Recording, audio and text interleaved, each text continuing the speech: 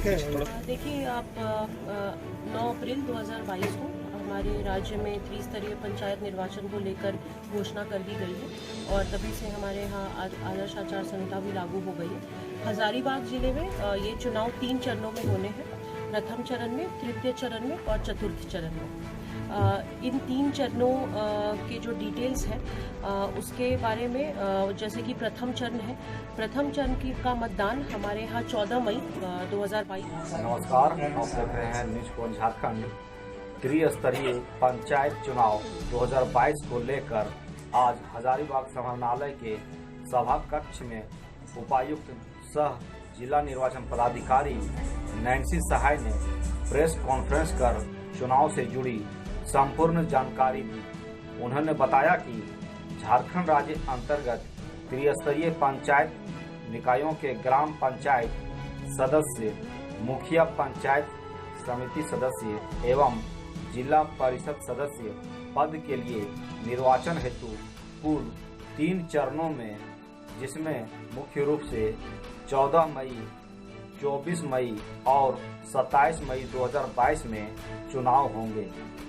उन्होंने बताया कि प्रथम चरण में 14 मई 2022 में चौपारण, बरही, बरकट्ठा, चलकुस्सा, पदमा एवं तृतीय चरण में 24 मई को इचाक, दारू, टाटीझरिया, विष्णुगढ़, दाढ़ी, चुरचुक को एवं चतुर्थ चरण 27 मई को कटकम सांडी, कटकम दाग, हजारीबाग, केरेडारी, बड़का गांव में प्रातः 7 बजे से अपराह्न 3 बजे तक मतदान की तिथि एवं समय निर्धारित है।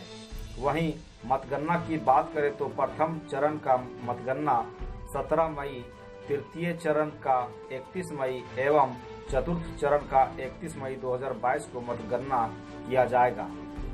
आगे उपायुक्त ने मतदान केंद्रों की जानकारी देते हुए कहा कि त्रिस्तरीय पंचायत निकायों के निर्वाचन हेतु जिले में कुल 3078 मतदान केंद्र बनाए गए हैं। जिले में 16 प्रखंड अंतर्गत कुल 11,81,877 मतदाता हैं, जिसमें 6,18,053 पुरुष हैं और 5,63,823 महिला मतदाता हैं एवं 1 ट्रांसजेंडर मतदाता हैं। तो ये आप देख पा रहे हैं हजारीबाग उपायुक्त नैन्सी सहाय के द्वारा प्रेस कॉन्फ्रेंस कर त्रिस्तरीय पंचायत चुनाव के विषय में जानकारी देते हुए अब पंचायत चुनाव का बिगुल बज चुका है। अब चौक चौराहों पर, गली मोहल्लों में पंचायत चुनाव को लेकर आम जनों में काफ़ी चर्चा का विषय बना हुआ है। वहीं वर्तमान मुखिया और भविष्य के उम्मीदवारों का चर्चा परिचर्चा का माहौल गर्म है। देखिए आप 9 अप्रैल 2022 को हमारे राज्य में त्रिस्तरीय पंचायत निर्वाचन को लेकर घोषणा कर दी गई है और तभी से हमारे यहाँ आदर्श आचार संहिता भी लागू हो गई है। हजारीबाग जिले में ये चुनाव 3 चरणों में होने हैं, प्रथम चरण में, तृतीय चरण में और चतुर्थ चरण में। इन 3 चरणों के जो डिटेल्स हैं उसके बारे में जैसे कि प्रथम चरण है, प्रथम चरण का मतदान हमारे यहाँ 14 मई 2022 को होना है और जिसकी मतगणना 17 मई 2022 को की जाएगी। दूसरी बार जब चुनाव हमारे यहाँ जो होना है वो तृतीय चरण में होगा, जो कि 24 मई 2022 को जिसकी मतदान होगा और 31 मई 2022 को उसकी मतगणना की जाएगी।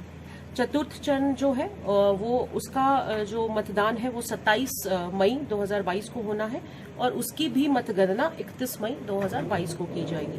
प्रथम चरण में कुल 5 प्रखंड, तृतीय चरण में 6 प्रखंड और चतुर्थ चरण में 5 प्रखंड। इन 3 चरणों में हमारे जिले हजारीबाग में त्रिस्तरीय पंचायत चुनाव किए जाएंगे।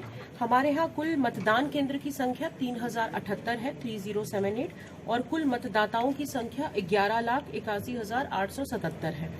कुल 16 प्रखंड है, 250 पंचायत है और जो पदों की संख्या है कुल 30 जिला परिषद के पदों पर निर्वाचन किया जाना है, 307 पंचायत समिति के पदों पर, 250 मुखिया के पदों पर और 3078 वार्ड के पदों पर चुनाव किया जाना है।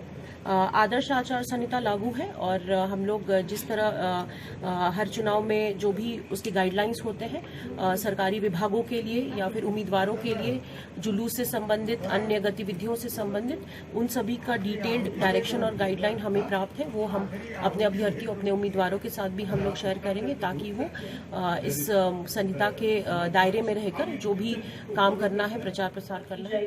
समय निर्धारण 11 बजे से 3 बजे तक होता है, जैसे कि हर चुनाव में नॉमिनेशन फाइल करने का समय है।